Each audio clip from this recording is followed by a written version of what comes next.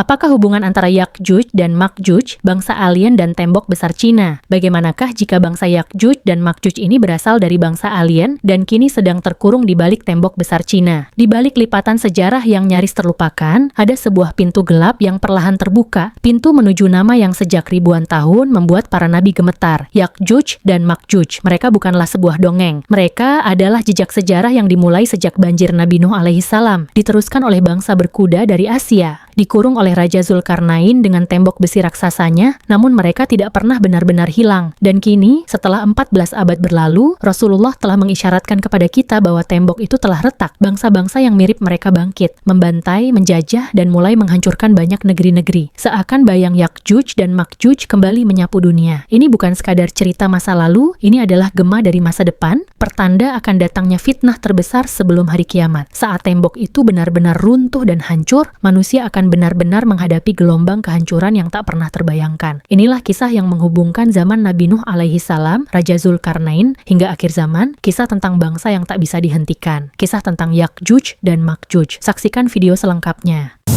Bismillahirrahmanirrahim. Siapakah Ya'juj Ma'juj? Ini sebetulnya menjadi misteri bagi kita. Walaupun di dalam Al-Quran dijelaskan tentang Ya'juj Ma'juj, namun tidak eksplisit.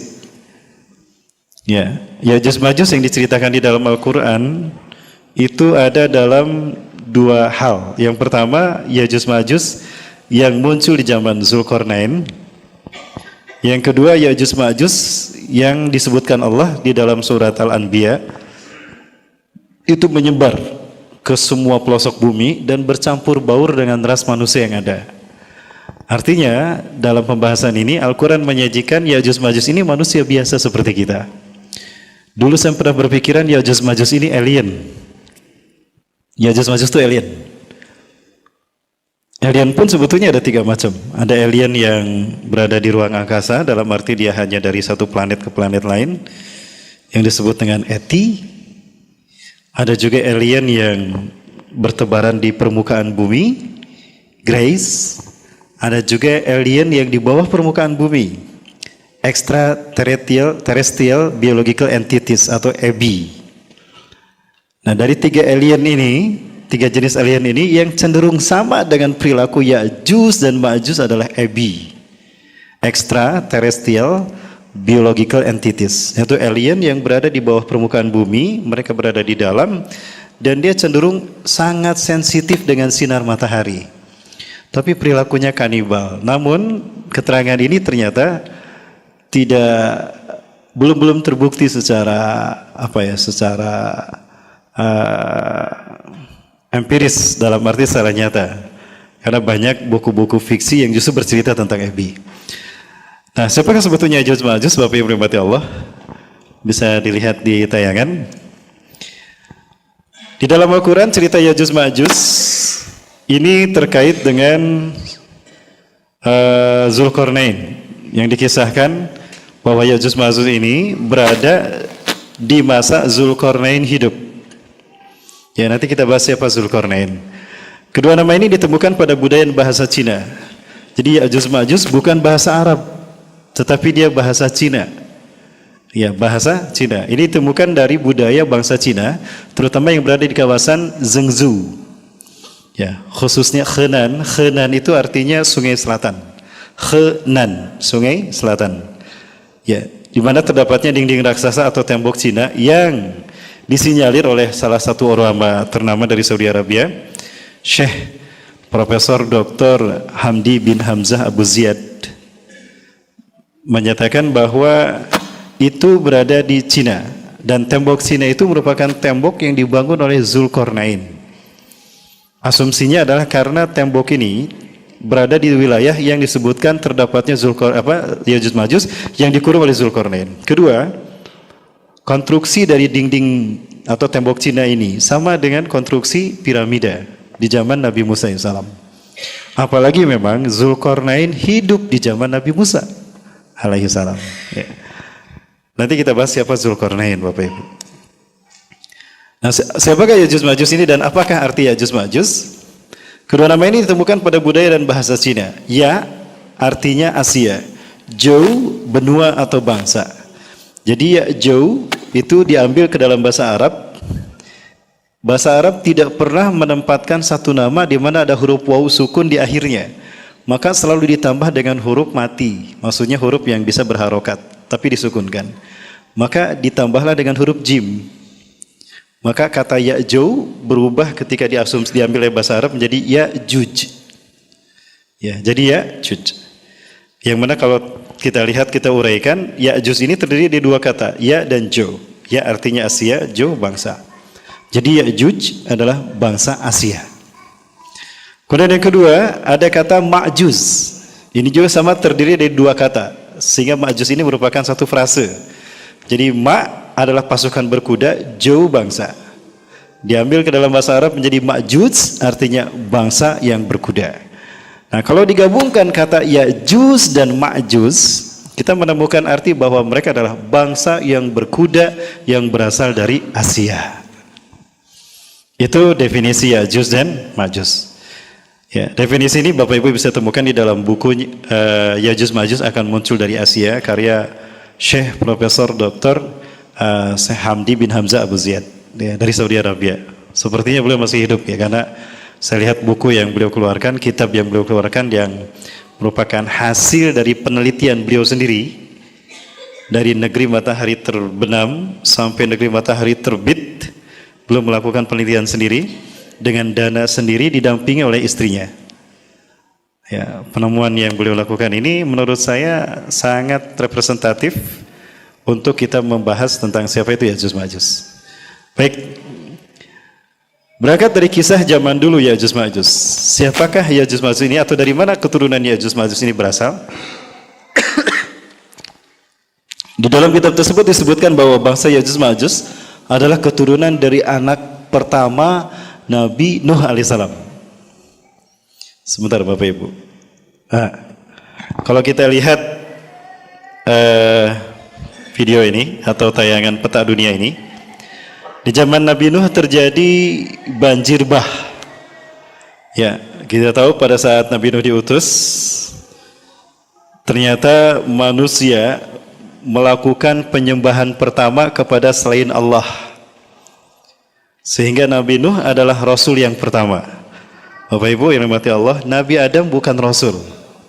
Nabi Adam itu cuma Nabi, belum Rasul. Beliau bukan Rasul. Begitu pula Nabi Syith dan Nabi Idris. Mereka bukan Rasul, tapi Nabi. Kenapa saya katakan demikian? Karena di zaman Nabi Adam sampai Nabi Idris diutus dan diangkat, itu belum ada penyimpangan dari Tauhid. Manusia masih menyembah Allah. Masih menyembah Allah. Adapun manusia menyembah selain Allah terjadi setelah Nabi Idris diangkat di zaman Nabi Nuh hidup. Ya, pada saat itu terjadi penyembahan kepada patung manusia yang lahir pertama ke dunia, Nabi Adam alaihissalam. Ya, dan juga perlu saya tegaskan, Nabi Adam bukan manusia yang pertama. Manusia yang pertama adalah Nabi Muhammad SAW. Cuma ketika Allah ciptakan Nabi Muhammad SAW dalam bentuk cahaya, yang disebut dengan Nur Muhammad, jauh sebelum langit dan bumi diciptakan. Adapun yang lahir secara fisik adalah Nabi Adam. Nah, saya tegaskan kembali Bapak Ibu, Nabi Nuh adalah Rasul yang pertama. Karena di zamannya lah terjadi penyimpangan manusia dari Tauhid. Manusia menyembah berhala atau patung yang dibuat oleh Bani Kabilah. Dan itu adalah patung Nabi Adam sendiri. Nah, karena mereka menyembah selain Allah, maka saat itulah Nabi Nuh diutus. Nabi Nuh diutus sebagai Nabi dan Rasul yang pertama, itu di usia 480 tahun. 120 tahun beliau dakwah. Siang, malam, sembunyi-sembunyi, terang-terangan. Hanya sedikit yang beriman.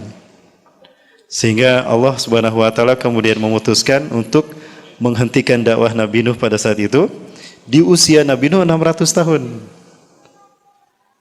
Nah, pada saat itu terjadilah hukuman kepada kaum Nabi Nuh yang tidak beriman, yaitu banjir bah. Nah, banjir bah ini menghabiskan umat manusia yang ada di muka bumi, kecuali yang selamat bersama Nabi Nuh. Nah, diceritakan Nabi Nuh ini punya 4 anak laki-laki. Yang pertama bernama Yafis, yang kedua bernama Syam, yang ketiga bernama Ham, yang keempat bernama Kan'an. Dari 4 anaknya ini yang beriman cuma 3, Yafis, Ham, dan Syam dan Ham.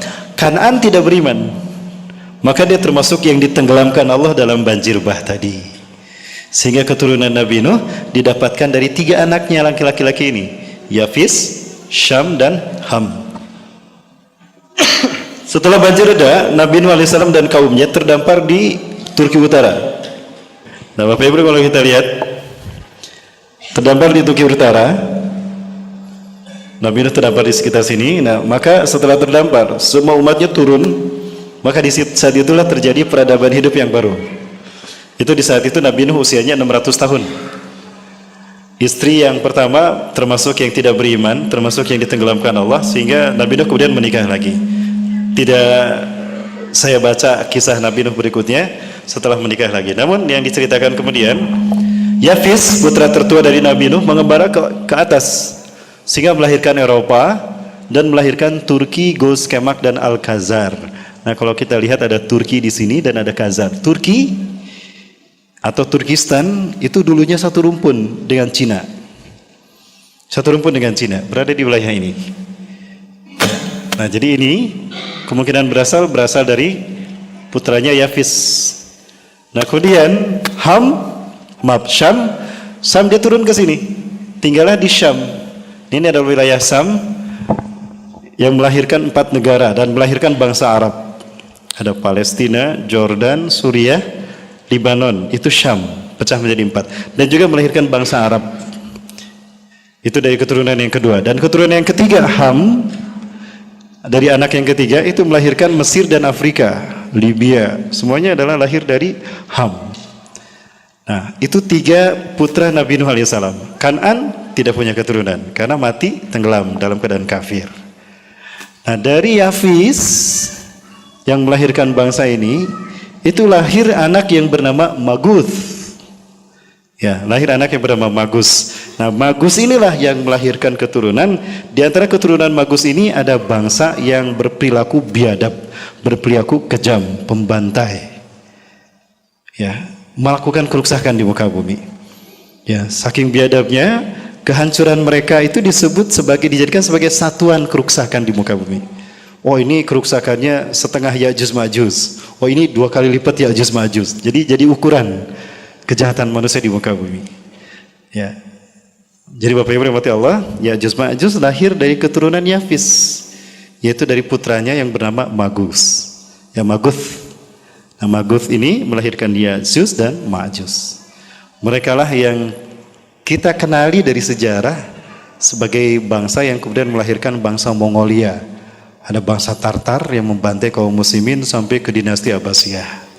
Walaupun pada akhirnya dari tokoh-tokoh hebat mereka seperti Timur Leng, Genghis Khan, dan yang lain itu masuk Islam. Ya, itu Bapak Ibu yang rahmati Allah, dilihat dari asal muasal Ya'juj dan Ma'juj. Ya. Jadi dari mana asal Ya'juj Ma'juj? Dari keturunan anak yang pertama Yafis, melahirkan anak Magus. Nah, Magus ini yang melahirkan Ya'juj dan Ma'juj. Saya kembali ke meja Bapak Ibu. Mohon maaf ini bolak-balik. Kalau ada ini bisa kita perlihatkan. Baik Bapak Ibu rahmati Allah. Nah, tadi sudah saya bahas Maguk bin Yafis melahirkan keturunan yang kemudian melahirkan Ya'juj dan Ma'juj.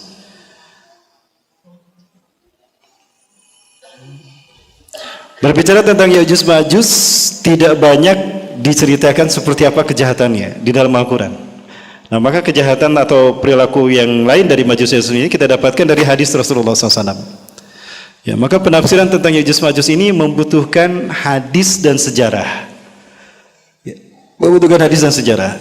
Kenapa kita membutuhkan hadis? Rasulullah SAW pernah mengatakan di dalam Muqaddimah Tafsir Ibnu Katsir, Rasulullah SAW bersabda, Sunnati syarihatun lil Quran. Sunnahku adalah penjelas dari Al-Quran.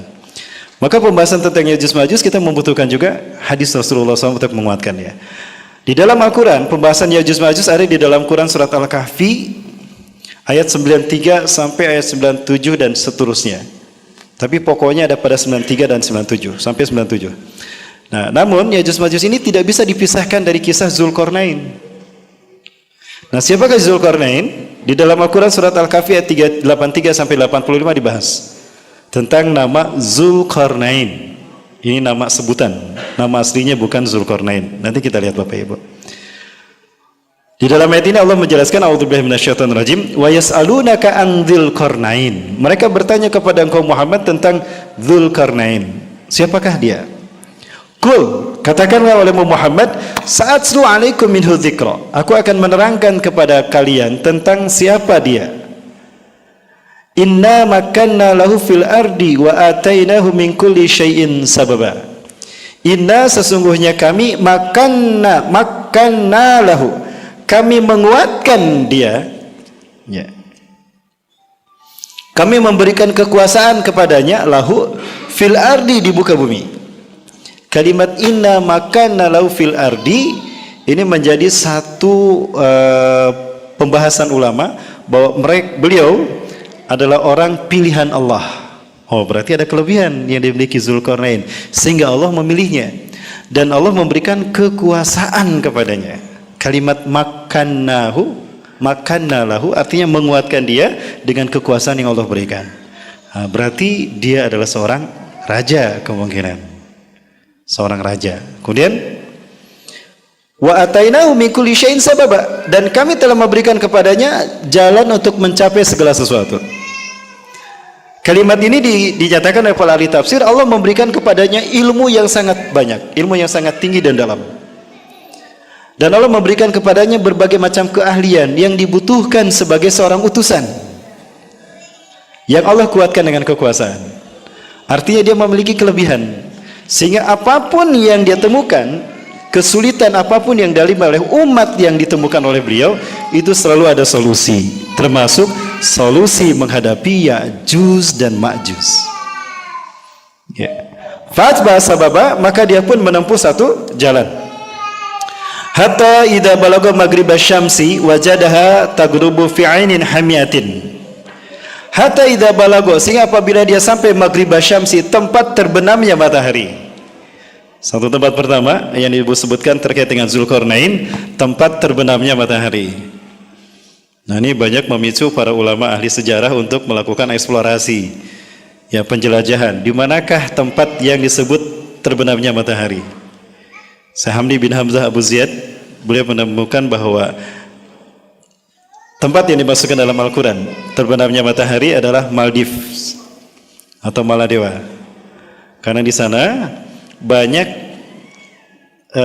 ditemukan lumpur hitam. Ditemukannya lumpur hitam yang disebutkan di sini, fi ainin hamiatin, di dalam air atau lumpur yang berwarna hitam. Kemudian juga di sana banyak ditemukan manuskrip sejarah yang terkait dengan Ya'juj Ma'juj. Juga ada silsilah-silsilah yang kalau diteliti ternyata nyambung ke Zulkarnain. Nah, hal ini yang membuat Syekh Hamzah bin Hamdi Abu Ziyad, beliau meyakini negeri matahari terbenam itu adalah Maldives. Wa wajada indaha qauman, Zulkarnain menemukan satu kaum di tempat terbenamnya matahari.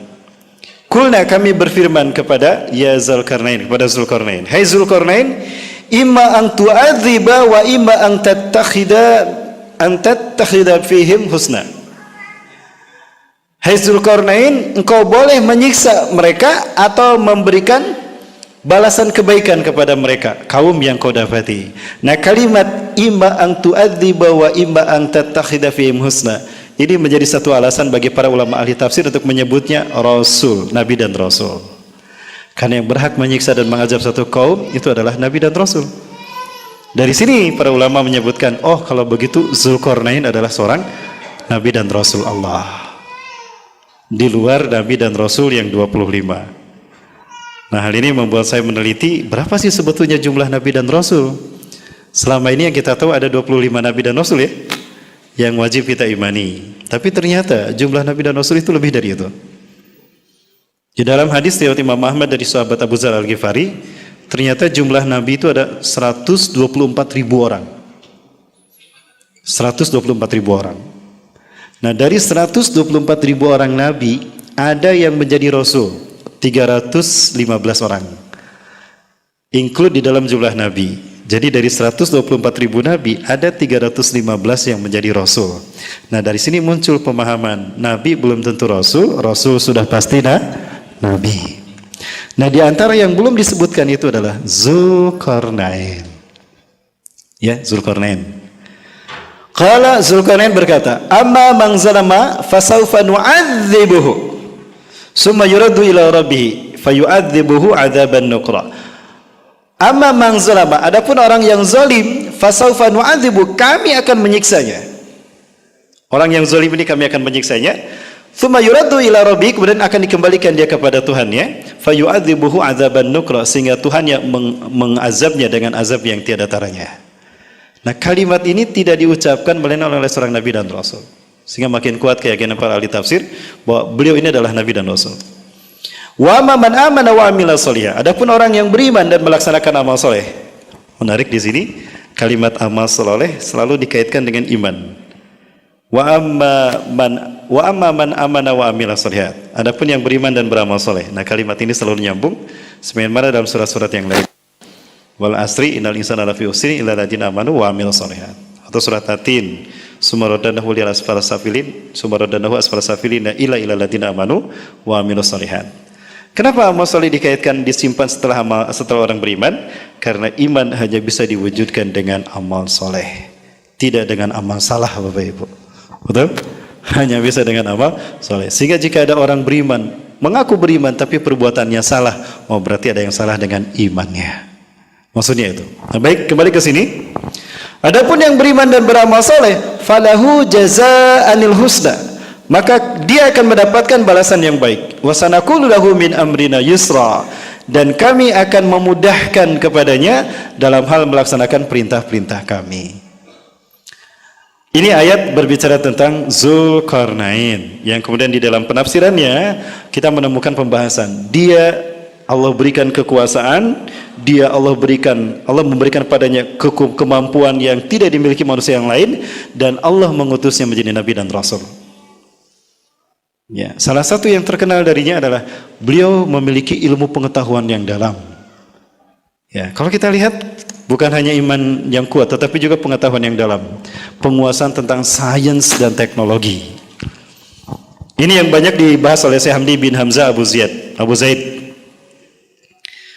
Nah, Zulkarnain nama aslinya adalah Amni Khatib 4. Ya, Amni Khatib 4. Dan dia adalah laki-laki yang ada di dalam Quran surat Ghafir. Coba Bapak Ibu kita lihat di dalam Quran surat Ghafir. Seseorang yang disebutkan Allah yang berkata kepada Fir'aun ketika Fir'aun menangkap dan menyiksa para penyihir yang kemudian beriman kepada Allah lewat Nabi Musa. Ketika sihir mereka kalah oleh Nabi Musa, mereka beriman pada Allah, khudu sujadan, mereka sujud kepada Allah, bertaubat dan beriman pada Allah dan Nabi Musa. Ditangkap dan disiksa oleh Fir'aun. Nah, di saat itu dinyatakan oleh Allah, faqala ar-rajulul ladzi yaktumu imanahu min ali fir'aun. Maka berkatalah seorang laki-laki yang menyembunyikan imannya dari keluarga Fir'aun. Seorang laki-laki yang menyembunyikan imannya dari keluarga Fir'aun. Nah, ini merujuk kepada sosok yang bernama Zulkarnain, Amni Khatib. Ya. Bapak Ibu, boleh saya kisahkan sedikit tentang Amni Khatib ya Bapak Ibu ya? Nah, Amni Khatib ini dikatakan tadi, coba kita buka ayatnya. Coba Bapak Ibu juga sama-sama buka. Surat Ghafir, surat Ghafir itu surat ke-40.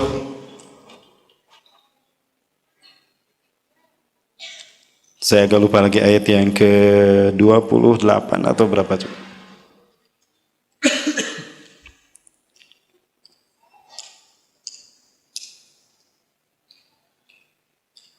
Nah ya, surat Ghafir ayat ke-28.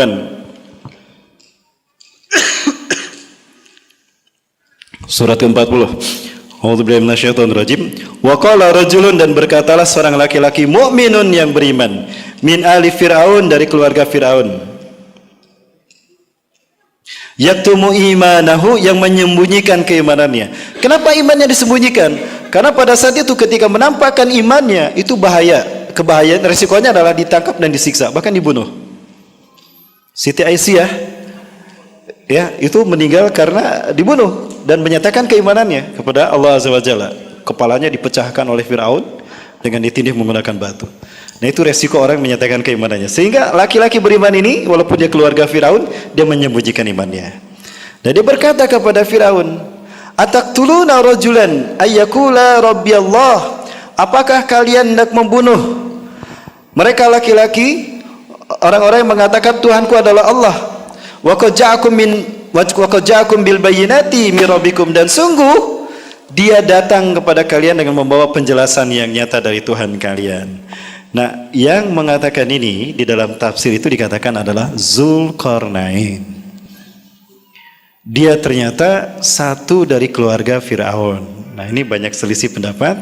Apakah dia anak laki-laki Fir'aun dari salah satu istrinya, atau apakah dia keponakan Fir'aun? Ya, yang lebih kuat adalah keponakan Fir'aun, yang menjadi kandidat Fir'aun berikutnya jika Fir'aun yang saat itu mati. Dan itu memang terjadi. Nah, ketika dia beriman kepada Allah dan Rasulnya lewat dakwah Nabi Musa AS, dia berganti nama dari Amnikhotib menjadi Akhnaton. Bapak Ibu pernah mendengar kata Amnikhotib? Atau pernah mendengar kata nama Imhotep? Pernah? Dalam cerita apa? The Mummy kan? Dalam film The Mummy yang diperankan oleh Brendan Fraser. Betul? Masih ingat? Nah, itu dicitrakan buruk, seolah-olah Imhotep ini adalah buruk, jahat, dan mumi. Sebetulnya bukan demikian. Yang benar, Imhotep diambil nama Amnikhotep adalah seorang nabi tadi, Rasul yang beriman dari keluarga Fir'aun. Nah, setelah dia beriman, dia berganti nama dari Amnikhotib menjadi Akhnaton. Akhna artinya abdun, hamba, ton Allah. Jadi Akhnaton artinya hamba Allah, yang kalau di bahasa Arab kan Abdullah. Ya. Dan beliaulah yang menyaksikan bagaimana dakwah Nabi Musa kepada Fir'aun ditolak, Fir'aun mendapatkan azab dari Allah sampai Fir'aun tenggelam. Akhnaton menyaksikan. Hal ini menguatkan iman Islamnya, sehingga dia makin yakin kalau Allah adalah Tuhan satu-satunya yang tidak ada sekutu baginya. Di saat itulah dia membantu Nabi Musa dan berdakwah sebagaimana dakwah Nabi Musa SAW, sehingga Allah menguatkannya menjadi Nabi dan Rasul, dan Allah berikan dia kekuasaan. Kekuasaan yang dimaksud adalah dia menjadi pemimpin Mesir setelah Ramses tenggelam. Pembacaan surat Asy-Syu'ara tentang kisah Nabi Musa dan Firaun. Di dalam tafsir Ibnu Katsir dijelaskan bahwa Zulkarnain termasuk dari 70.000 Bani Israel yang ikut menyeberang Laut Merah bersama Nabi Musa AS. Nah,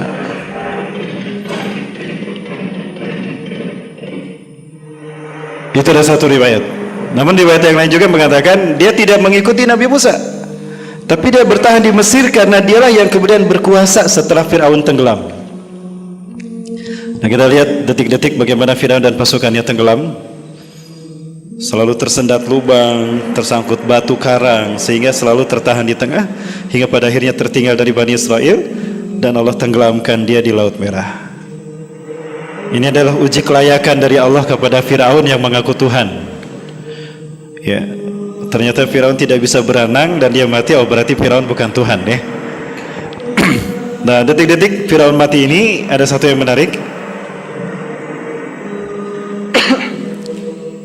Sebagaimana disebutkan oleh mereka yang menemukan jasad Fir'aun, itu tangan kiri Fir'aun terangkat. Ketika dia tenggelam, dia mengangkat tangan kirinya dan mengatakan, amantu bi Rabbi Musa wa Harun. Aku beriman kepada Tuhannya Musa dan Harun. Tapi tidak Allah terima, karena dia terjadi, dia mengucapkannya di saat dia sakaratul maut, yugorgir. Sementara di dalam Al-Quran disebutkan, di dalam hadis Rasulullah SAW menyebutkan, innallaha yaqbalu taubatal abdi ma lam yugorgir. Allah akan menerima taubat seorang hamba selama dia belum sakaratul maut. Nah, Fir'aun menyatakan beriman kepada Nabi Musa dan Harun. Aku beriman kepada Tuhannya Musa dan Harun, tapi dia sudah dalam posisi yugorgir, sakaratul maut. Maka Allah tidak menerima taubatnya. Nah, posisi saat itu Firaun tangan kirinya nggak terangkat. Ini bukti dia mengaku beriman. Dan ini disaksikan oleh Zulkarnain. Makin kuat imannya kepada Allah Azza wa Jalla. Ya. Dan ini Allah perlihatkan kepada Bani Israel untuk menguatkan iman mereka. Dan memberitahukan pada mereka, Allah selalu bersama mereka. Tidak pernah meninggalkan mereka. Sebagaimana perkataan Nabi Musa ketika mentok di Laut Merah. Inna Rabbi, innahu ma'iya Rabbi, wa huwa sayahdin. Tuhanku selalu bersamaku, bersama kita. Dan Allah akan memberikan petunjuk. Maka janganlah kalian kufur kepada Allah. Yakinlah. Sehingga Nabi Musa kemudian diperintahkan memukulkan tongkatnya ke lautan sehingga laut pun terbelah. Mujizat demi mujizat Allah berikan pada Bani Israel. Tapi Bani Israel tetap ada yang bengal untuk tidak beriman pada Allah. Bahkan mempermainkan Nabi Musa. Padahal mujizat demi mujizat Allah berikan. Hal ini sebaliknya menguatkan iman Zulkarnain. Bapak Ibu rahmati Allah, kalau Bapak Ibu lihat di situ, tangannya itu dibalut. Tangannya dibalut kemudian diikatkan. Jadi seolah-olah tangan Firaun itu tidak terlihat begini, tapi melipat begini. Namun ketika dibersihkan, ada rutin dibersihkan, itu dibuka jahitannya, ikatannya. Ketika ikatannya dibuka, tangannya begini lagi. Itu menunjukkan kalau Firaun beriman pada akhirnya. Bapak Ibu, lihat cerita setelah Firaun tenggelam, mati, maka kekuasaan Mesir kemudian jatuhlah kepada Zulkarnain, Amnihotep IV atau Akhenaton. Ya. Dia disebut Zulkarnain. Zu artinya punya, Kornain dua tanduk. Dia disebut Zulkarnain. Ada bahasan begini, Pak. Raja-raja Mesir pada saat itu, stylish rambutnya, kepalanya itu pelontos, botak, tapi kemudian ada rambut yang dikepang. Ada yang cuma satu di kanan, ada yang satu di kiri, ada yang dua-duanya. Nah, Zulkarnain itu pelontos, rambutnya botak, tapi kanan kirinya ada rambut yang dikepang. Sehingga seolah-olah terlihat seperti tanduk. Maka orang-orang menyebutnya Zulkarnain yang mempunyai dua tanduk. Begini di kepalanya. Nah, setiap kali menggunakan pakaian perang dan topi perang, maka rambutnya itu dikeluarkan. Di saat dia menggunakan kuda, maka terlihat dua kepang rambutnya itu seperti tanduk. Maka disebutlah Zulkarnain yang mempunyai tanduk. Zu artinya mempunyai. Seperti di dalam Al-Quran, Wallahu Zulfadlil Azim. Zulfadli yang mempunyai keutamaan. Ya. Baik. Bapak Ibu rahmati Allah. Nah, maka Zulkarnain naik tahta. Dia menjadi pemimpin Mesir saat itu, menggantikan Ramses, Firaun yang tenggelam. Karena dia beriman kepada Allah, maka dia merubah Mesir yang tadinya paganis, bahkan menyembah banyak dewa dan mempertuhankan Firaun, menjadi mempertuhankan Allah. Di masa kepemimpinan Zulkarnain, dia mendakwahkan tauhid. Dan dia merubah istana yang bernuansakan syirik dengan istana dengan nuansa-nuansa ketauhidan. Simbol-simbol paganis disingkirkan, dihancurkan, dia ganti dengan simbol-simbol tauhid. Namun ini tidak diterima oleh para pembesar kerajaan Mesir. Bahkan ada patih-patih kerajaan Mesir yang sebelumnya patuh kepada Firaun, itu mereka bersatu membentuk persekutuan yang disebut dengan Rahorakti, melawan kepada Zulkarnain. Sehingga Zulkarnain terdesak hingga dia memindahkan kekuasaannya ke kerajaan baru yang dia bangun murni bernuansakan Islam, bernuansakan tauhid. Nah, Bapak Ibu mohon maaf ini saya panjang flashback ke Zulkarnain karena memang ceritanya dari sini. Nah, dia memindahkan kekuasaannya, kalau tidak salah disebut Amunaptra atau Hamunaptra. Ya, di sana banyak teka-teki atau memiliki bangunan-bangunan piramida yang memiliki teka-teki ketika masuknya, dari mana membuka pintunya, mana kuncinya, kalau salah pijit tombol apa yang terjadi. Nah, itulah desain dari Zulkarnain. Dia melakukan itu dalam rangka menjaga istananya agar tidak dimasuki oleh musuh dengan mudah. Ya, kalau dalam film-film seperti film The Mummy ya, Bapak Ibu bisa melihat itu sebetulnya hasil dari karya Zulkarnain yang cerdas luar biasa. Dia pinter matematika, dia pinter sains dan teknologi. Mesir pada saat itu arsiteknya adalah Zulkarnain. Maka dia tidak dibunuh. Dia disayang oleh Firaun karena Firaun butuh kepada sosok Zulkarnain. Walaupun dia banyak tidak sependapat dengan Firaun, tapi dia tetap menjaga imannya. Dan Firaun pun butuh dengannya karena dia cerdas, dia arsitek. Nah, Bapak Ibu rahmati Allah, setelah pun dia pindah kekuasaan, pindah kerajaan, lalu bernuansakan tauhid di sana bangunan kerajaannya, tetap kemudian diserang oleh mereka yang kufur dari pengikut Firaun.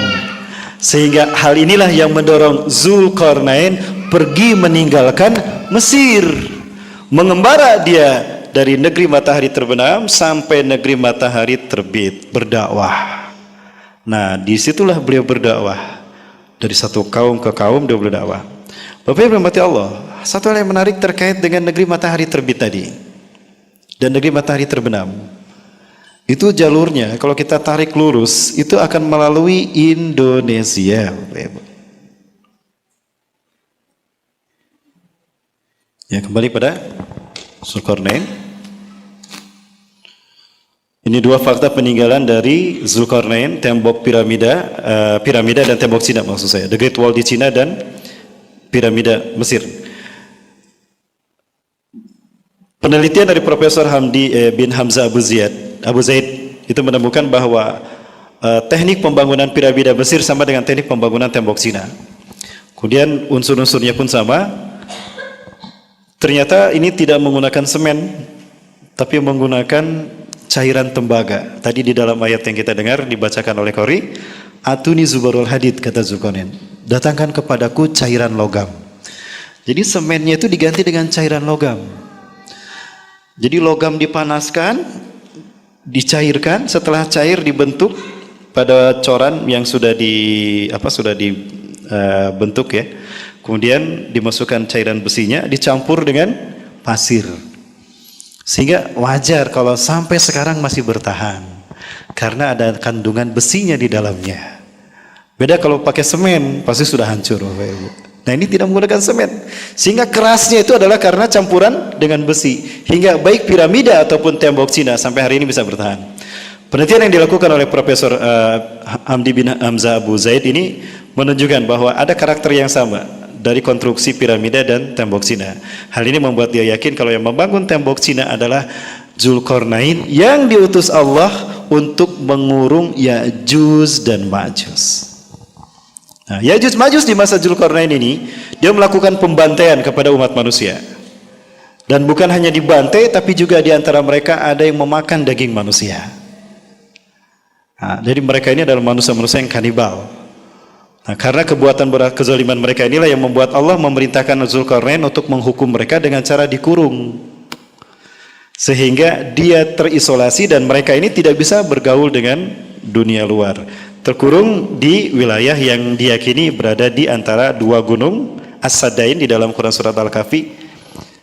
Wajadas Sadaini, Zulkarnain menemukan dua gunung yang di tengah-tengahnya ada kaum. Nah, kaum ini kadu la yafqahuna qawla, hampir-hampir tidak difahami kata-kata mereka, bahasa mereka sangat susah. Tapi karena Allah memberikan pemahaman yang luar biasa, ilmu yang luar biasa pada Zulkarnain, Zulkarnain bisa memahami bahasa mereka, sehingga bahasa mereka difahami dan mereka pun mengeluhkan kezakatan Ya'juj Ma'juj. Ditolonglah mereka oleh Zulkarnain dengan cara dibuatkan tembok Cina ini menurut versi Syekh ini. Sehingga tembok Cina ini menyelamatkan kaum yang tadi dari kejahatan Ya'juj Ma'juj. Bapak Ibu rahmati Allah, hal ini meninggalkan kisah kepada kita bahwa di sana ada orang-orang yang beriman kepada Allah yang telah didakwahi oleh Zulkarnain sejak zaman Nabi Musa alaihi salam. Maka jangan heran kalau di Henan, di Zhengzhou, Bapak Ibu bisa menemukan masjid yang usianya 2500 tahun. Padahal Nabi Muhammad belum diutus.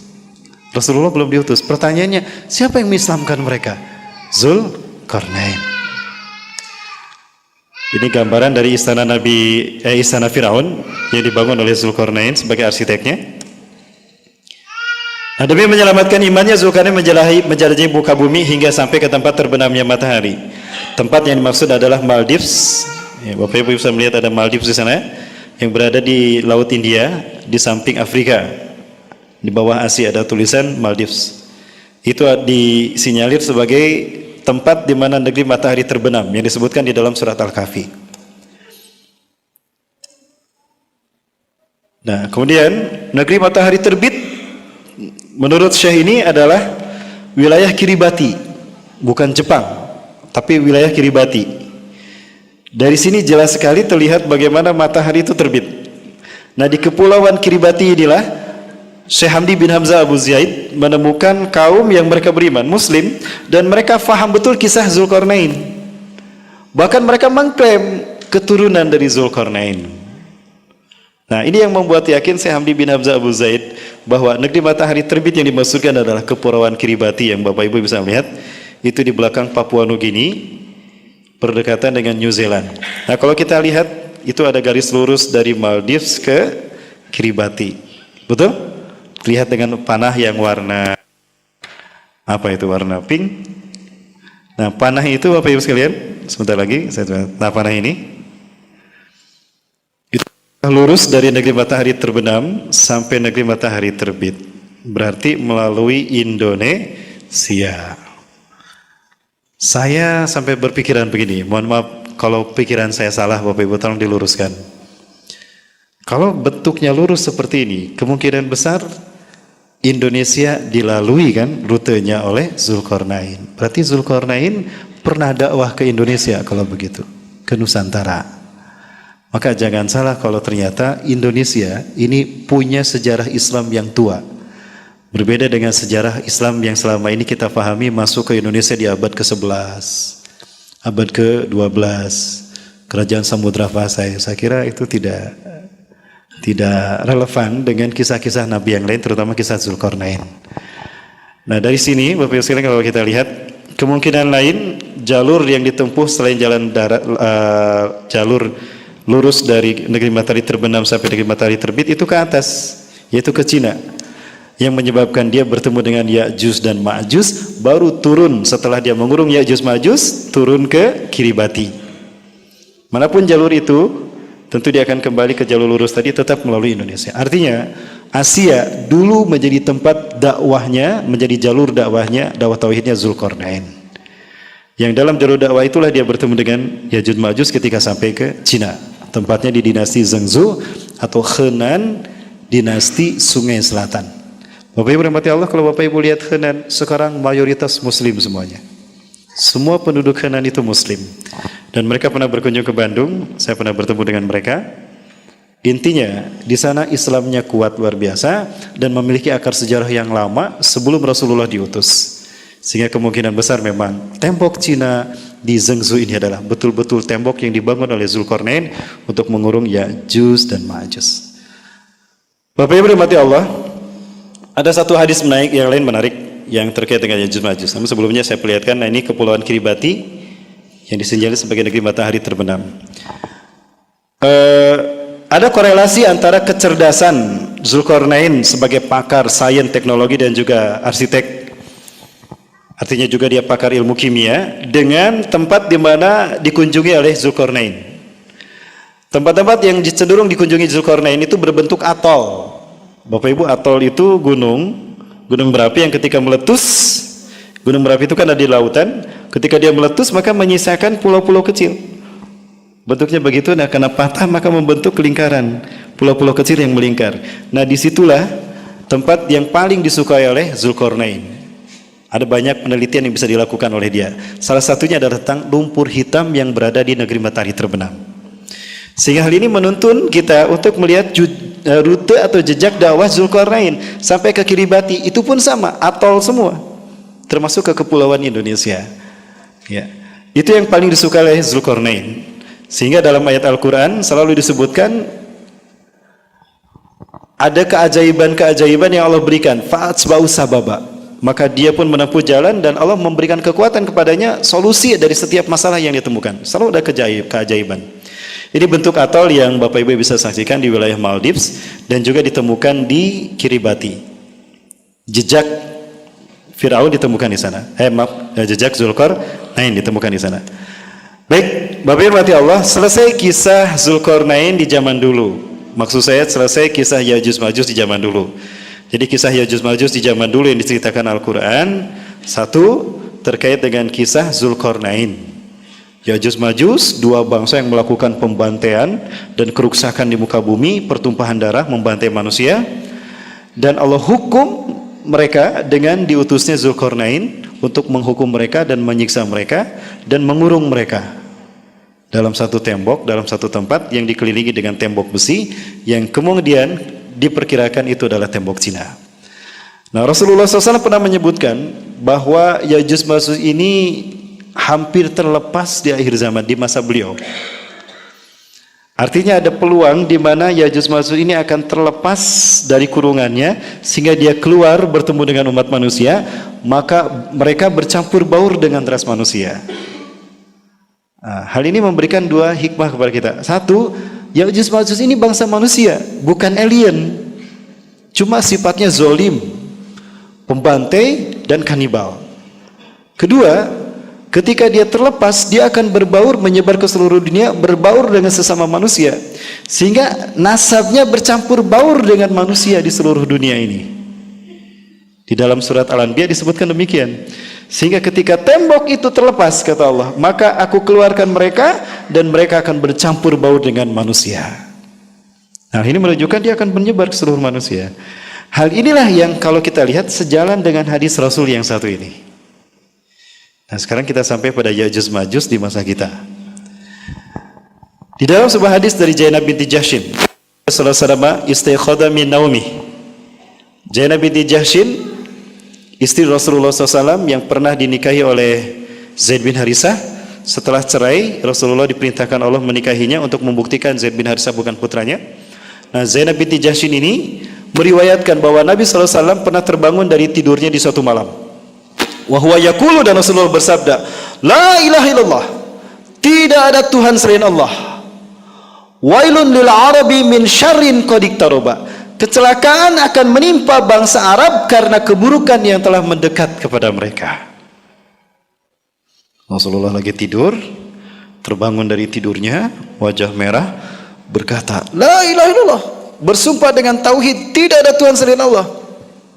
Lalu menyatakan, kecelakaan akan menimpa bangsa Arab. Wailun lil arabi min syarrin qad iqtaraba, karena keburukan yang telah mendekat kepada mereka.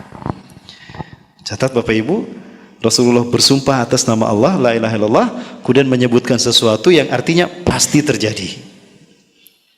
Dan ini wahyu, makanya Rasulullah terbangun dari tidurnya, ini wahyu yang Allah berikan kepada Rasulullah. Ya. Kecelakaan akan menimpa bangsa Arab karena keburukan yang telah mendekat pada mereka. Futihal yauma, keburukan yang akan mendekat pada bangsa Arab ini dikaitkan dengan Yajuj Majuj. Futihal yauma min radmi Ya'juj wa Ma'juj misla hadhih.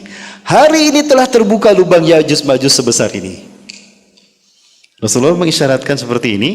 Hadis ini diriwayatkan oleh Sufyan. Maka Sufyan waqada Sufyan biadil asrah. Sufyan melingkarkan jarinya seperti ini. Artinya Rasulullah mengisyaratkan begini, hari ini lubang Yajuj Majuj telah terbuka seperti ini. Itu 14 abad yang lalu. Qultu, aku berkata, siapa? Zainab binti Jahshin.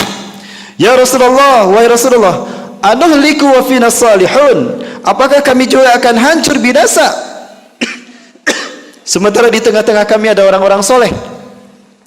Qala na'am, ya, idza kasaral khabath, apabila kemaksiatan merajalela di mana-mana. Hadis ini diriwayatkan oleh Imam Muslim. Bapak Ibu bisa lihat di dalam Kitabul Fitan wa Asratis Sa'ah bab Iqtarabal Fitan. Ini hadis riwayat Imam Muslim, hadis nomor 2880. Nah, dalam hadis ini Bapak Ibu menarik dikaitkan bahwa Rasulullah SAW menyebutkan adanya petaka yang akan menimpa bangsa Arab, kemudian dikaitkan dengan lubang Yajuj Majuj, terbukanya lubang Yajuj Majuj. Terkait dengan lubang Yajuj Majuj, itu ada beberapa hadis yang kalau Bapak Ibu rangkaikan terus dikaji. Di antara mereka ada yang berupaya untuk melubangi tembok tadi, tapi tidak pernah berhasil. Dari tahun ke tahun, dari turunan ke turunan mereka tidak pernah berhasil membuka tembok tadi, sehingga mereka tetap terkurung. Namun belakangan mereka disebutkan, di antara mereka kemudian ada yang mengatakan la ilaha illallah. Maka ketika mereka mengatakan la ilaha illallah atau mengatakan Allahu Akbar, maka pukulan mereka terhadap tembok tadi membuat tembok tadi berlubang. Dari situ mereka menemukan solusi untuk keluar dari kurungan mereka, yaitu dengan menyebut asma Allah, mengagungkan asma Allah. Nah, hal ini yang membuat saya agak sedikit berpikir juga, Ya'juj Ma'juj mengatakan itu, apakah dia beriman? Kalau kita lihat Bapak Ibu dari keturunan tadi Maguk bin Yafis ya, sejarah dari putra pertama Nabi Nuh tentang keturunan Ya'juj Ma'juj ini. Nah, kalau memang betul berdasarkan riwayat tadi, maka dari keturunan Ya'juj Ma'juj yang dulu, yang masih menggunakan ngambil posisi di pulau tadi di Cina, itu ada satu bangsa yang bernama Mongolia. Bangsa Tatar ini terkenal sebagai bangsa yang kejam. Kita lihat dari cara mereka membantai kaum muslimin dari dinasti Abbasiyah. Itu luar biasa biadabnya. Nah, perilaku bangsa Tartar yang ketika membantai kaum muslimin sama dengan perilaku Ya'juj Ma'juj zaman Zulkarnain. Dan kalau kita runut, bangsa Tartar ini nyambung ke Ya'juj Ma'juj, silsilahnya ke Ya'juj Ma'juj di zaman dulu Maguk bin Yafis. Artinya ada kemungkinan bangsa Tartar ini atau Mongolia ini merupakan keturunan dari bangsa Ya'juj Ma'juj zaman dulu. Nah, kemudian dan kita menyebutkan dalam sejarah bahwa tidak semua bangsa Tartar ini kemudian pada akhirnya mati dalam keadaan diazab Allah. Di antara mereka ada yang beriman. Seperti Timur Leng di zaman Turki Utsmani. Di zaman Turki Utsmani berdiri, saat itu Timur Leng mengakui kehebatan Turki dan berkalah dan pada akhirnya beriman pada Allah. Beriman kepada Allah. Oh, berarti ada dari keturunan mereka yang beriman pada Allah. Keturunan Ya'juj Ma'juj. Ya, Timur Leng tadi. Dan Timur Leng ini dengan bangsa Tartarnya Mongolia membantai kaum muslimin sampai dinasti dinasti Abbasiyah. Dinasti Abbasiyah, mereka bangsa Arab kan? Bangsa Arab dibantai oleh keturunan Ya'juj Ma'juj ini, Tartar. Nah, apakah yang dimaksud hadis ini adalah bangsa Tartar yang membantai kaum muslimin hingga dinasti Abbasiyah habis dibantai itu dan berhadapan dengan Turki Utsmani? Ada sambungannya itu Bapak Ibu. Tapi kalau saya klaim itu sebagai sebuah kebenaran, nanti sebutnya cocok logi Bapak Ibu ya. Itu hanya penelitian jalur sejarah. Kenapa Ya'juj Ma'juj termasuk kategori fitnah? Karena bisa menimbulkan polemik.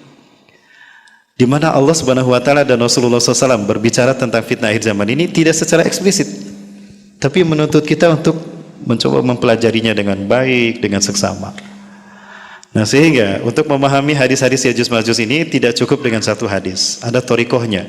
Kumpulkan semua hadis terkait dengan fitnah akhir zaman, kelompokkan yang terkait dengan pembantaian akhir zaman, lalu kelompokkan kepada Ya'juj Ma'juj. Maka kita akan menemukan beberapa hadis, diurutkan, baru kita simpulkan. Nah, kesimpulan yang saya dapatkan Bapak Ibu, salah satunya dari hadis ini, ya Bapak Ibu yang mati Allah, bahwa di akhir zaman bangsa Arab akan menderita karena keburukan yang menimpa mereka dan terkait dengan Ya'juj Ma'juj. Nah, baru kita bahas siapakah Ya'juj Ma'juj di akhir zaman ini yang dikaitkan dengan petaka yang akan menimpa bangsa Arab. Rahmat Allah, saya Imran Hussein, pernah mendengar ya?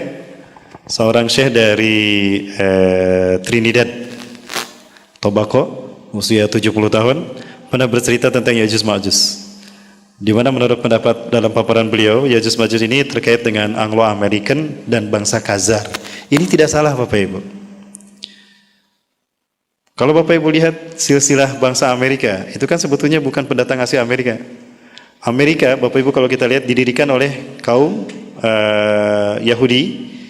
Mereka adalah Freemason, keturunan dari dinasti Rothschild, Rockefeller dan dinasti 12 dinasti Yahudi yang mereka melahirkan kelompok yang disebut dengan Yahudi Ashkenazim. Mereka lah yang menjadi founding father dari Amerika. Artinya Freemason adalah mereka yang menjadi founding father dari berdirinya Amerika. Salah satu dari mereka adalah anggota Freemason yang bernama George Washington. Ya, semua pakar politik dunia mengatakan Amerika adalah negara masonik pertama di muka bumi yang dipimpin oleh seorang anggota Freemason pertama di Amerika sana, yaitu George Washington. Nah, dari perilaku Amerika kita lihat mereka melakukan pembantaian kepada umat manusia. Di Irak, mereka membantai Irak kan. Kemudian Somalia juga membantai kaum muslimin di Afghanistan. Ini menunjukkan perilaku mereka membantai. Perilaku ini nyambung dengan perilaku Ya'juj Ma'juj. Sehingga tidak salah kalau saya Imran Hussein mengatakan mereka bisa jadi menyebar membentuk Amerika. Ya, karena perilakunya seperti itu. Nah, tadi kita membahas di dalam surat Al-Anbiya, Allah menyebutkan Ya'juj Ma'juj itu nanti akan menyebar menjadi berbagai macam ras manusia. Salah satunya Anglo-Amerikan. Kemudian dari wilayah Turkistan, Cina, ada juga yang disebut dengan Kors Kirismen, yang juga kita kenal dengan nama Rusia, kita kenal juga dengan nama Turkistan, kita kenal juga nama Khazar. Itu satu rumpun dari keturunan Yafis. Nah, kalau kita urai sekarang, Turkistan itu melahirkan wilayah Turki. Bapak Ibu rahmati Allah, ada satu yang harus kita luruskan terkait dengan bahasa kata Cina dan Turki. Ketika Rasulullah SAW menyebut Turki, maka hari ini kita mendapati Turki yang Rasulullah SAW sebutkan itu Cina hari ini. Di mana ketika Rasulullah SAW menyebutkan salah satu hadisnya, innakum satagzuna Turka, sungguh kalian di akhir zaman akan memerangi Turki. Loh, kok Rasul menyebut Turki? Sementara kita hari ini mendapati Turki itu Muslim kan pemimpinnya, betul? Bahkan cenderung melakukan perlawanan kepada kebijakan Amerika yang zalim, berani menentang Barat. Bahkan cenderung seolah-olah menjadi simbol kebangkitan Islam di Eropa, Turki hari ini. Tapi Rasulullah menyebutkan di akhir zaman kalian akan berperang dengan Turki. Kalau saya hanya membahas pada hadis itu saja, bingung saya. Loh, kalau Rasul menyebutkan Turki, lalu saya hadis lain dicari lagi Bapak Ibu. Ternyata ada hadis yang menyebutkan ciri-ciri bangsa Turki ini. Satu, pakaian mereka berbulu dari kulit binatang dan sandal-sandal mereka berbulu. Wah, berarti mereka tinggal di daerah yang dingin, bersalju. Kedua, saya temukan hadis lain tentang Turki adalah mereka ciri-ciri wajahnya. Satu, sigorul ayun, sipit mata mereka. Juludum ahmar, kulit mereka merah. Zungfal unuf, hidung mereka pesek. Wabujum kal majadil mutrokoh, dan wajah mereka lebar seperti tameng. Dari situ kita bingung menyebutkan Turki yang mana ini. Nah, kalau kita lihat sejarah Turki, ternyata dulunya bukan berasal dari Eropa, tapi berasal dari satu rumpun tadi, keturunan Yafis Magug tadi. Ya, keturunan Yafis Magug dan melahirkan Ya'juj Ma'juj dan melahirkan mereka.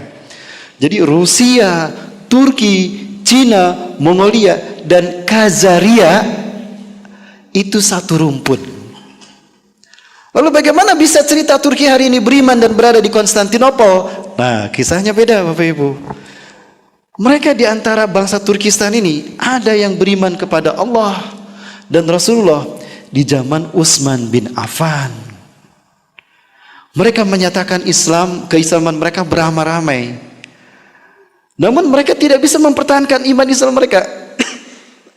Karena satu daerah dengan pembantai dengan kaum yang kejam, bangsa Mongolia, bangsa Tartar tadi. Maka mereka mengungsi, pergilah mereka meninggalkan Turkistan, mengembara ke Eropa, maksudnya ke wilayah yang ada kesultanan Islam, yaitu dinasti Seljuk. Kalau kita urutkan, pertama dinasti Umayyah, Abbasiyah, Mamaluk, Seljuk, baru Turki Utsmani. Nah, sebelum Turki Utsmani ada bangsa Seljuk yang menjadi pewaris kekhilafahan Islam, yang langsung berada di timur tengah berhadapan dengan Eropa, maksudnya di wilayah Syam berhadapan dengan Eropa, Turki. Nah, berhadapan dengan kekuasaan Imperium Romawi Bizantium. Dari Turkistan ini 100 kepala keluarga mengungsi demi menyelamatkan iman Islam mereka, ingin bergabung dengan dinasti Seljuk, kekhilafahan Seljuk, dipimpin oleh Sulaiman bin Bayazid. Mereka Muslim, dipimpin oleh Sulaiman bin Bayazid, ingin menyelamatkan iman Islam mereka. Mereka berjumlah 100 kakak. Nah, ini mereka berjalan ke dinasti Seljuk. Pada saat itu dinasti Seljuk, khilafah Bani Seljuk, sedang berperang melawan Romawi Bizantium Timur. Peperangan ini tidak seimbang, mengakibatkan Seljuk hampir kalah. Raja Seljuk sendiri itu hampir terbunuh. Datangnya 100 kepala keluarga dari Turkistan ini menjadi suntikan kekuatan kepada bangsa Seljuk, dinasti Seljuk. Mereka berhasil mengalahkan tentara Romawi karena bantuan dinasti bantuan dari Turkistan ini di bawah pimpinan Sulaiman Bayazid. Selamat dari kekalahan melawan tentara Romawi, berterima kasih itu. Raja Seljuk mengucapkan terima kasih kepada bangsa Turki di bawah pimpinan Sulaiman Bayazid yang telah menyelamatkan Seljuk dari kehancuran, bahkan berhasil mengalahkan Bizantium Timur. Mengucapkan terima kasih dan memberikan hadiah. Hadiah yang diberikan oleh Raja Seljuk adalah sebidang tanah. Karena mereka pendatang, mereka butuh wilayah untuk tinggal. Diberikanlah tanah yang bernama Anatolia. Anatolia menjadi Turki hari ini. Nah, kalau Rasulullah menyebut Turki, itu bukan Turki hari ini. Tapi Turki yang Rasul sebutkan adalah Cina hari ini. Cina hari ini. Karena Cina hari ini ciri-cirinya sama dengan sebutkan Rasulullah tadi. Matanya sipit, kulitnya merah, hidungnya pesek. Tapi peseknya ukuran Rasulullah, bukan ukuran kita. Macam mana kita sama Rasulullah, Bu? Rasulullah. Nah, yang menyebutkan kalau mereka pesek itu Rasulullah. Berarti ukurannya hidung Rasulullah. Kita sama Rasulullah disebutnya pesek bukan? Ya, kita. Jadi ukuran hidung mereka, ukuran hidung kita. Berarti hidung bangsa mereka sama dengan kita. Nah, hal ini cenderung kepada bangsa Cina hari ini. Nah, kemudian kalau ke Turki hari ini, Rasul tidak menyebutnya Turki, tapi Rasulullah menyebutnya Konstantinia atau Konstantinopel. Jadi jangan salah memahami hadis, Bapak Ibu ya. Ketika Rasul menyebutkan Turki, oh Cina. Lalu Turki hari ini siapa yang Rasul sebutkan Rasulullah? Rasul menyebutnya Konstantinia. Yang kedua, Cina yang disebutkan Rasulullah bukan Cina hari ini. Tapi Cina yang Rasul sebutkan adalah mereka yang beriman kepada Allah Azza wa Jalla. Rasulullah SAW pernah menyebutkan utlubul ilma walau bisin. Tuntutlah ilmu walaupun harus ke negeri Cina. Kok Rasulullah menyebutkan Sin Cina? Karena di antara mereka ada yang sudah beriman pada Allah.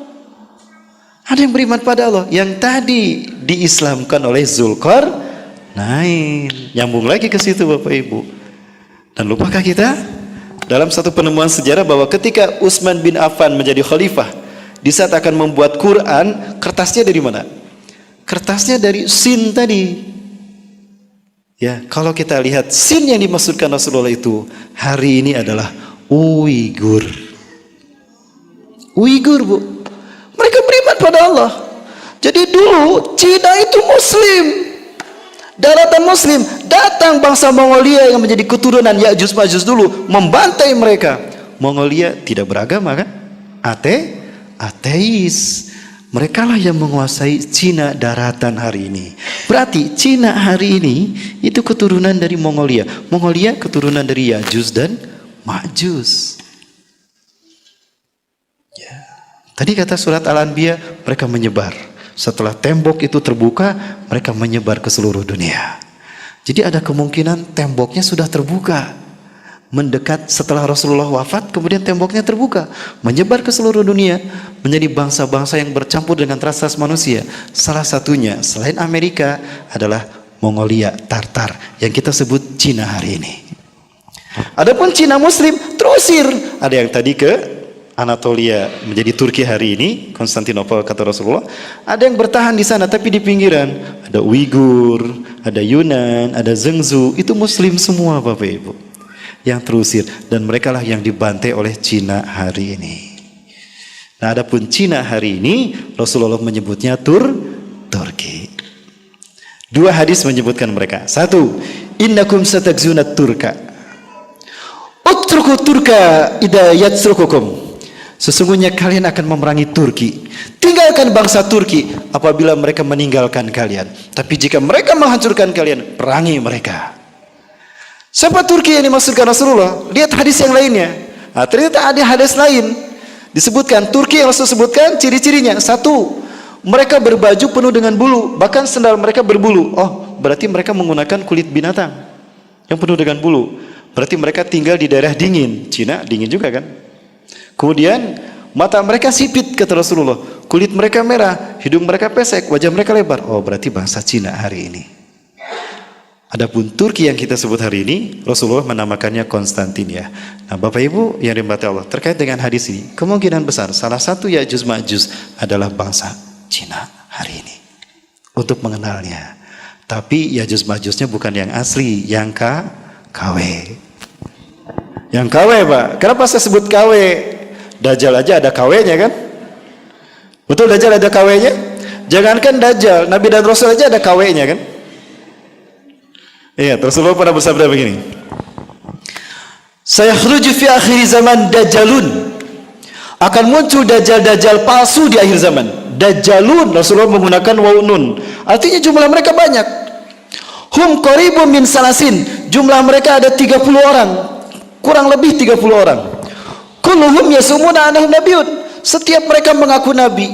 Oh, ada dajjal-dajjal palsu yang akan muncul di akhir zaman. Sebelum dajjal yang sesungguhnya muncul, jumlah mereka ada 30 orang kurang lebih kata Rasulullah, semuanya mengaku nabi dan di antara mereka ada perempuan yang mengaku nabi. Itu dajjal.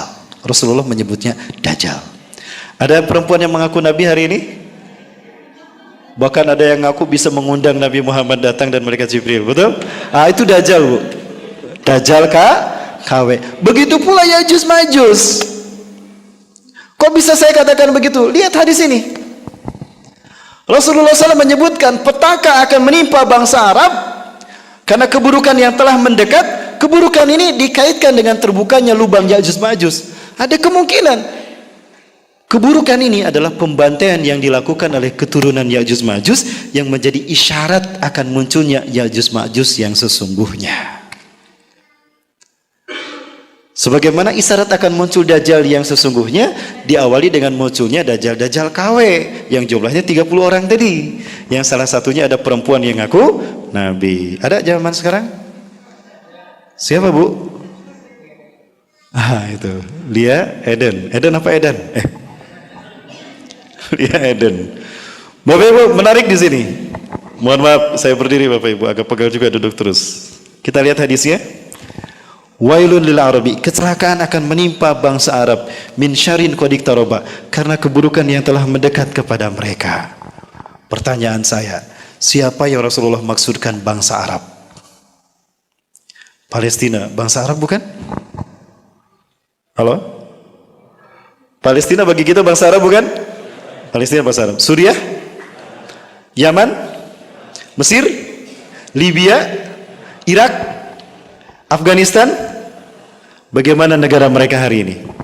Sudah hancur belum? Berdarah-darah kan? Dibantai kan? Siapa pembantai mereka? Pertama kita sebut Palestina. Siapa yang membantainya? Bangsa Zionis Yahudi. Jangan sebut mereka Israel. Kenapa Ustaz gak boleh sebut Israel? Israel itu gelar Nabi Yakub, Bu. Nabi Yakub itu ketika mendapatkan tugas kenabiannya, diperintahkan Allah berjalan dari Kanaan, Palestina, ke Padan Aram. Kanaan ke Padan Aram, perbatasan dengan Irak, Suriah, Irak, Syam, Irak. Nah, di sanalah bertemu dengan istrinya yang dicintainya, ya, dengan pamannya yang punya anak 2 perempuan, Ya'la dan Rahil, kedua-duanya ditikah. Nah, perjalanan itu dilakukan di malam hari, Pak. Dari Kanaan ke Padan Aram. Perjalanan di malam hari dinamakan Isra. Isra Mi'raj kan malam hari ya. Il karena Allah. Allah itu Eli. Bahasa Ibraninya Eli. Allah itu Eli. Bahasa Ibrani. Ada film judulnya The Book of Eli. Ya, pernah dengar kan? Pernah lihat banyak. Nah, Eli itu artinya Tuhan. Bahasa Ibrani. Cuma di Indonesia Tuhan main bola. Eli Aiboy. Timnas ya. Nah, Eli kalau disimpan di akhir menjadi Il. Disambung dengan Isra, Israel. Nabi Yakub melakukan perjalanan dari Kanaan ke Padan Aram di malam hari Isra. Il karena Allah, maka beliau digelari Israel. Jadi jangan sebut mereka Israel, sebut mereka Zionis Yahudi. Zionis Yahudi yang sekarang membantai Palestina dan menguasai Al-Quds, itu ada keturunan Al-Khazar. Dan kalau kita lihat rumpun Al-Khazar, satu rumpun dengan Mongolia, satu rumpun dengan Cina hari ini. ada kemungkinan bangsa Zionis Yahudi hari ini keturunan dari Ya'juj Ma'juj zaman dulu.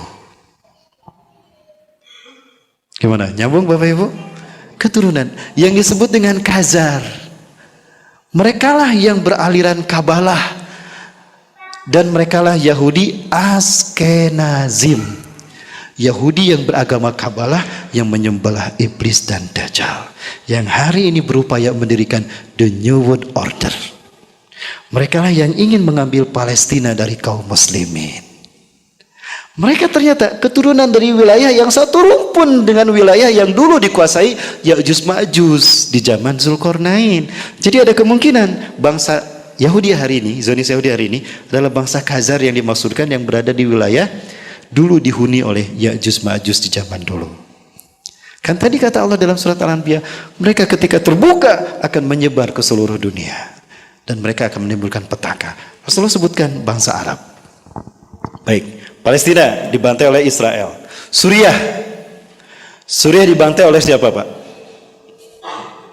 Oleh Rusia, kan? Rusia dengan rejim Bashar Assad. Bapak Ibu, siapa Rusia? Rusia, Kurs dan Kirsman. Itu dulu satu rumpun juga dengan Khazar, satu rumpun juga dengan Mongolia, satu rumpun di tempat yang wilayah dulu dihuni oleh Ya'juj Ma'juj. Kemudian Afghanistan dibantai oleh siapa? Afghanistan, Irak dibantai oleh Amerika. Amerika keturunan dari Khazar. Jadi kalau kita lihat bangsa-bangsa Islam, negara-negara Arab yang dibantai, pembantainya adalah mereka yang satu rumpun dengan Ya'juj Ma'juj zaman dulu. Karena negara mereka tinggal di wilayah yang dulu Ya'juj Ma'juj tinggal di sana. Ini maksud dari hadis ini kalau kita kaitkan dengan Ya'juj dan Ma'juj. Kalaupun mereka keturunan Ya'juj Ma'juj, mereka bukan Ya'juj Ma'juj yang asli. Karena Ya'juj Ma'juj yang nanti akan muncul di zaman Nabi Isa adalah Ya'juj Ma'juj yang sesungguhnya. Ya'juj Ma'juj yang sesungguhnya. Artinya pembantaian yang dilakukan oleh bangsa yang menjadi keturunan Ya'juj Ma'juj zaman dulu itu akan nyambung sampai kepada yang munculnya Ya'juj Ma'juj yang di akhir zaman nanti. Kapan Ya'juj Ma'juj yang di akhir zaman muncul? Setelah Imam Mahdi ada dan Nabi Isa turun ke tengah-tengah umat Islam. Kapan itu terjadi? Wallahu a'lam bishawab. Baik Bapak Ibu rahmati Allah, berikutnya saya menyampaikan kapan Ya'juj Ma'juj yang terakhir itu muncul. Di dalam 10 tanda besar hari kiamat, Ya'juj Ma'juj merupakan tanda yang muncul setelah Nabi Isa turun. Artinya sebelum Ya'juj Ma'juj turun, Nabi Isa sudah ada duluan. Di manakah pertemuan Ya'juj Ma'juj dengan Nabi Isa itu akan terjadi?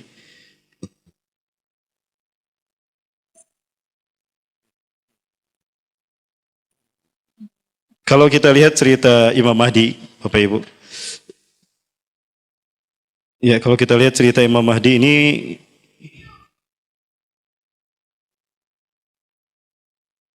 kita bisa menemukan pembahasan hadis-hadis terkait dengan perang demi perang. Karena kemunculan Imam Mahdi ini kemudian diikuti dengan perang demi perang sampai perang melawan Dajjal. Nah, setelah perang melawan Dajjal ada peristiwa Ya'juj Ma'juj turun. Nah, di manakah pertemuan itu terjadi, Bapak Ibu? Ini ada wilayah yang kita kenal bernama Khurasan. Ibu-ibu pernah mendengar, Bapak Ibu pernah mendengar hadis begini? Sayati Dajjal wa yattabi'unahu sabuna alaf al-yahud min wadi Isfahan ala jabhatil farsh. Dajjal akan datang dan dia akan diikuti oleh 70.000 Yahudi dari lembah Isfahan menggunakan jubah Persia. Isfahan ada di mana? Di Iran. Dan Iran disebut dengan Persia. Nah, ada kemungkinan besar Dajjal yang dimaksudkan datang dengan pasukan yang 70.000 orang Yahudi ini berasal dari Isfahan, mereka dekat ke wilayah Khurasan. Hal ini menjadi sesuatu yang logis kenapa Dajjal memilih tempat Khurasan, artinya Isfahan maksud saya, karena dia mendekati pasukan terbaik dari Imam Mahdi. Imam Mahdi punya 3 pasukan terbaik dunia. Nah, satu pasukan Syam dari Palestina Suriah, ada pasukan pembawa panji hitam As-Sabarat-Yusuf dari Khurasan, dan yang ketiga Taifah Mansurah. Ini kemungkinan besar Asia dan ini kemungkinan besar Indonesia, Taifah Mansurah. Nah, para pembawa panji hitam Ini disebutkan Rasulullah dari Khurasan. Khurasan wilayah yang berbatasan antara Afghanistan dengan Iran. Dan kita tahu di Afghanistan ada pasukan terkuat yang mampu mempercundangi Amerika dan Rusia. Siapa? Taliban. Para ulama sepakat Taliban ini adalah kelompok yang disebut para pembawa panci hitam. Ashabur Rayatis Sud. Nah, Bapak Ibu rahmati Allah. Nah, ini Iran, Isfahan. Tulisan Iran. Nah, di sana ada Isfahan yang ada kata tunjukkan tanda panah berwarna biru itu menunjukkan titik Isfahan, tempat di mana 70.000 pasukan Dajjal berada. Jadi ketika muncul nanti pasukan Dajjal berasal dari Isfahan ini. Berbatasan dengan Khurasan. Nah, pertemuan mereka berada di sini Bapak Ibu. Rasulullah SAW menyebutkan, Bapak Ibu saya runut peristiwanya ya. Saat itu Rasulullah akan menyebutkan kalian akan melaksanakan salat subuh berjamaah. Ya. Wa imamukum minkum, dan imam kalian adalah dari kalangan sekalian sendiri. Maksudnya Imam Mahdi. Wa qad uqimatis shalah, dan sungguh qomat sudah dikumandangkan untuk salat berjamaah subuh. Falamma yusawwu sufufakum, tatkala imam kalian meluruskan saf salat kalian, istawu sufufakum, tarasu atadilu, luruskan dan rapatkan saf salat kalian. Ketika imam kalian meluruskan saf salat kalian, fanazala Isa bin Maryam, maka turunlah Isa bin Maryam. Ala janahain malakain, memegang sayap 2 malaikat. Yang zilu indal manaratil bayda, turun di samping menara putih. Syarqiyya Damaskus, di Damaskus Timur. Ini wilayah Damaskus Timur. Bapak Ibu yang dimati Allah, tidak ada masjid yang bermenara putih yang berada di Damaskus Timur yang disebutkan Rasulullah, melainkan masjid itu adalah Masjid Umawi. Masjid Umawi adalah masjid yang dibangun oleh Muawiyah bin Abi Sufyan. Muawiyah bin Abi Sufyan dia tidak berbaiat kepada Ali karena Ali tidak membunuh pembunuh Utsman, tidak menghukum pembunuh Utsman. Utsman bin Affan sepupunya Muawiyah, kecewa dia kepada Ali. Maka dia tidak berbaiat. Pergilah ke Suriah, di Damaskus Timur dia mendeklarasikan berdirinya dinasti Umayyah. Muawiyah membangun masjid yang bermenara putih. Itulah Masjid Umawi. Masjid Umawi ada kita kenal di tempat yang bernama Aleppo hari ini. Inilah kenapa Aleppo dibantai. Aleppo dihancurkan. Ya. Nah, di Aleppo inilah terdapat masjid yang bermenara putih tadi. Nah, di sini pertemuan Imam Mahdi dengan Nabi Isa alaihissalam. Nabi Isa turun, Imam Mahdi mengatakan, "Ta'al ya Nabi Allah, salilana." Mari Imam kami, Nabi Allah, mari. Imam Mahdi mundur. Ketika Imam Mahdi mundur, ternyata Nabi Isa datang menghampiri Imam Mahdi dan mendorong Imam Mahdi ke depan. La taqaddam hadihi uqimatslak. Didorong tuh Imam Mahdi ke depan. Tidak, kamu ke depan. Salat ini dikumandangkan untukmu. Waqad hadi uqimatslaka. Salat ini dikumandangkan untukmu. Wa inna ba'dakum li ba'din umara. Sebagian kalian menjadi pemimpin bagi sebagian yang lain. Tukramatul hadil ummah. Kemuliaan dari Allah yang diberikan pada umat ini. Artinya apa? Imam Mahdi memimpin sholat, Nabi makmum di belakang Imam Mahdi. Ini kemuliaan orang yang mengamalkan Quran Sunnah di akhir zaman. Luar biasa. Nabi makmum di belakangnya. Selesai sholat berjamaah, Nabi mengatakan iftahil bab, buka pintu masjid itu. Ketika pintu masjid itu dibuka, maka tampaklah Dajjal dengan 70.000 Yahudi Isfahan tadi. Oh, berarti disinilah bertemunya Nabi Isa, Imam Mahdi dengan Dajjal dan pasukan 70.000 tadi. Rasulullah SAW menyebutkan harum tubuhnya Nabi Isa itu apabila dicium itu bisa terjangkau sampai sejauh mata memandang. Saya summa ila tarfin nadar, akan tercium sampai sejauh mata memandang harum tubuhnya Nabi Isa. Wa idza yasumul kafirun matu bagtatan. Jika orang kafir menciumnya mati seketika. Luar biasa. Saking harumnya, bukan saking baunya. Kalau keringat saya saking baunya, pingsan orangnya. Kalau ini saking harumnya. Ini penjelasan terakhir Pak ya. Kita detik-detik bertemunya Nabi Isa dengan Ya'juj Ma'juj yang sesungguhnya. Nah, ketika pintu itu dibuka, harum tubuhnya Nabi Isa menghantau pasukan Yahudi yang 70 tadi. Pasukan yang di depan mati seketika. Plek, plek, plek, plek, plek. Karena harum tubuhnya Nabi Isa tercium oleh mereka. Sisanya lari tunggang langgang. Dikejar sama pasukan kaum muslimin, walaupun mereka bersembunyi balik batu dan pohon berkata, "Ya muslim, ya mumin, ya Abdullah ta'al fil warid ya uqtulu." Sini di belakangku ada Yahudi, bunuh dia. Kecuali pohon Gorgon. Fainaha syajaratul Yahud, karena dia adalah pohon Yahudi. Adapun Dajjal, dia merinding ketika melihat Nabi Isa ada di depan, ada di dalam. Dia mengalir keringatnya dengan deras, mengucur, "Lau yatsrukuhu lama tabi nafsi." Andaikan Nabi SAW membiarkan Dajjal tidak dibunuh, dia akan mati dengan sendirinya. Tapi Allah menghendaki Dajjal mati di tangan Nabi Isa agar fitnah terkait dengan Nabi Isa yang dikatakan Dajjal itu akan terjawab. Lari Dajjal, kemanapun Dajjal lari, Nabi Isa selalu ada di depannya. Mau kemana kamu? Lari ke barat, Ait, mau kemana kamu? Stres Dajjal tuh Pak Bu. Kemanapun dia lari, Dajjal itu selalu ada Nabi Isa di depannya. Sampai terdamparlah di pintu Lut, Bapak Ibu. Pak, saya bisa diklik? Mohon maaf, bisa diklik. Aduh punten, saya nyuruh sama MC Bapak Ibu. Oh ada ini ya? Oh iya, saya lupa ada ini. Ya. Inilah Masjid Umawi tadi, Bapak Ibu, yang hari ini berada di Aleppo. Nah ini pintu gerbangnya. Kemungkinan nanti 70.000 orang Yahudi Isfahan tadi bersama Dajjal ada di sini. Nah, ini hadis yang tadi saya sampaikan, ceritanya panjang. Ya, ini hadis di dalam kitab Sahih Muslim. Bapak Ibu, satu hadis 5 halaman, bayangkan. Menceritakan tentang peristiwa ini. Ya. Kemudian Nabi Isa akan membunuh Dajjal hingga dia menjumpainya di pintu Lut, lantas dibunuhnya Dajjal. Fayaktuluhul Isa bin Maryam ad-Dajjal. Ya, kemudian Isa datang kepada satu kaum yang telah dilindungi oleh Allah dari fitnah Dajjal, lalu Isa mengusap wajah mereka dan memberitahu mereka tentang derajat mereka di surga. Kata Nabi Isa, "Anta min ahlil jannah, anta min ahlil jannah, anta min ahlil jannah. Inna makanaka fil jannah." Pasukan yang terbaik tadi. Setelah Dajjal mati di pintu Lut. Nah, setelah itu Rasulullah SAW kemudian menyebutkan, lalu mereka berjalan di wilayah Syam tadi, maka ketika tiba di malam hari itu, Isa bin Maryam mendapatkan wahyu dari Allah bahwa Ya'juj Ma'juj akan turun menghampiri mereka. Maka seketika itu Isa bin Maryam memerintahkan mereka untuk bersembunyi di benteng-benteng yang kuat dan kokoh. Maka Isa bin Maryam bersama kaum muslimin pun dan Imam Mahdi bersembunyi di malam itu dari kejahatan Ya'juj Ma'juj. Fayangjilu Ya'juj Ma'juj min makanin a'la sur'atan. Maka Ya'juj Ma'juj kemudian turun dari tempat yang tinggi dengan sangat cepat.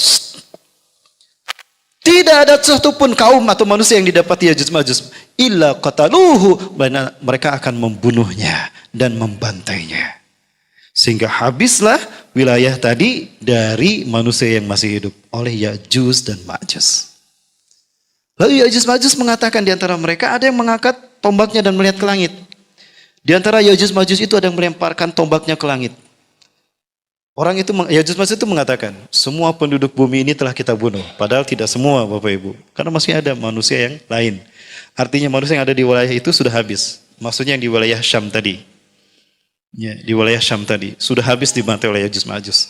Yang tersisa adalah Nabi Isa, Imam Mahdi dan pasukan kaum muslimin yang ada bersembunyi. Berarti tinggal penduduk langit yang harus kita habisi. Maka di antara mereka ada yang melemparkan tombaknya ke langit. Lalu tombak itu pun kembali dengan berlumuran darah, kata Rasulullah SAW. Lalu Allah menghukum Ya'juj Ma'juj dengan turunnya ulat dari langit. Hujan ulat menimpa mereka. Ya'juj Ma'juj ini ditimpa hujan ulat, mereka merunduk. Maka tidak salah kalau Rasulullah menyebutkan, "Fayadkhulu ija jasadi Ya'juj Ma'juj min 'unukihim." Maka ulat-ulat tadi memasuki menjalar dalam tubuh Ya'juj Ma'juj lewat unuk pundak mereka. Hujan ulat mereka begini kan, melindungkan kepala mereka dari ulat. Lalu ulat itu mereka masuk dari punduk, ada yang masuk otak, memakan otak mereka, Ya'juj Ma'juj, ada yang masuk ke paru-paru, ke dada, masuk memakan paru-paru dan jantung mereka. Ringkas cerita Bapak Ibu, itulah habisnya cara Allah menghabiskan Ya'juj dan Ma'juj di malam itu. Bayangkan saking dahsyatnya kekuatan Ya'juj Ma'juj, Nabi Isa saja tidak berani menghadapi mereka. Dan ini adalah fitnah terakhir yang menimpa umat Islam di akhir zaman. Habis itu Ya'juj Ma'juj, di waktu subuh telah selesai sholat dilaksanakan, sholat berjamaah selesai dilaksanakan, Nabi Isa berkata, "Aku minta salah seorang di antara kalian memastikan kalau Ya'juj Ma'juj telah pergi meninggalkan kita." Faqama rajulun alladhi yasta'id bil maut bis syahid. Maka berilah seseorang yang telah siap mati syahid. Aku siap melihatnya. Aku akan memastikan. Kalau di luar itu bagaimana Ya'juj Ma'juj sudah pergi atau belum. Orang ini sudah siap mati syahid menghadapi Ya'juj Ma'juj. Ketika dia keluar, tidak lama kemudian orang ini berteriak dengan keras. Allahu Akbar, Allahu Akbar, Allahu Akbar. Ya Nabi Allah, ukhruj antum. Ya ayuhal muslimun, ukhruj antum jami'an. Inna Ya'juj wa Ma'juj qad intahat. Wahai Nabi Allah, Isa bin Maryam, wahai pasukan kaum muslimin, keluarlah kalian. Sesungguhnya Ya'juj Ma'juj telah habis binasa. Maka keluarlah kaum muslimin, saat itu pekik takbir menggema demi menyaksikan Ya'juj Ma'juj telah mati berkelimpangan. Karena apa tadi? Dimakan oleh ulat. Maka tidak salah kalau ada ulama menafsirkan matinya Ya'juj Ma'juj sama dengan matinya pasukan Abraha. Ya, seperti daun yang dimakan ulat. Karena memang Rasulullah menyebutkan yang memakan Ya'juj Ma'juj adalah ulat. Itu Bapak Ibu fitnah terakhir yang melanda umat Islam, dan itu adalah fitnah Ya'juj dan Ma'juj. Setelah Ya'juj Ma'juj habis, Bapak Ibu sekalian umat Allah, karena pada saat itu bumi kering, Rasulullah menyebutkan fataksurul masyiyah, binatang ternak akan kembali muncul. Sampai-sampai daging-daging Ya'juj Ma'juj dimakan sama binatang ternak dan membuat binatang ternak tadi dagingnya subur dan susunya berlimpah. Itu berkah ketika turunnya Nabi Isa sudah ada di tengah-tengah kita dan sudah ada Imam Mahdi. Selesai Bapak Ibu Ya'juj Ma'juj habis, maka umat Islam menguasai dunia. Maka tegaklah khilafah ala minhajin nubuwah. Fase yang kelima, yang kemudian Nabi Isa menikah dengan gadis Arab, punya 3 anak laki-laki. Ya, gadis Arab, bukan gadis Tangerang ya. Bintaro, bukan. Gadis Arab, punya 3 anak laki-laki. Kemudian Imam Mahdi meninggal dunia, disolatkan oleh kaum muslimin, dipimpin Nabi Isa, kalau tidak salah dimakamkan di Syam. Kemudian Nabi Isa mengangkat kaum muslimin untuk membaiat Al-Qahtani sebagai khalifah yang terakhir. Lalu Nabi Isa meninggal dunia, dimakamkan di samping kuburan Umar bin Khattab, jadi berjajar kuburan Rasulullah, Abu Bakar, Umar, Nabi Isa. Setelah itu mencabut nyawa orang beriman dengan angin iliin yang berhembus dari Hijaz antara Mekah dan Madinah. Akan ada angin lembut yang mencabut nyawa orang beriman. Walaupun imannya hanya sebesar biji sawi, akan dicabut angin ini sehingga habis orang beriman di muka bumi. Walaupun imannya sebesar biji sawi. Maka yang tersisa di muka bumi adalah makhluk yang buruk, yang tidak punya iman walau sebesar biji sawi. Mereka lah yang akan menyaksikan kiamat terjadi.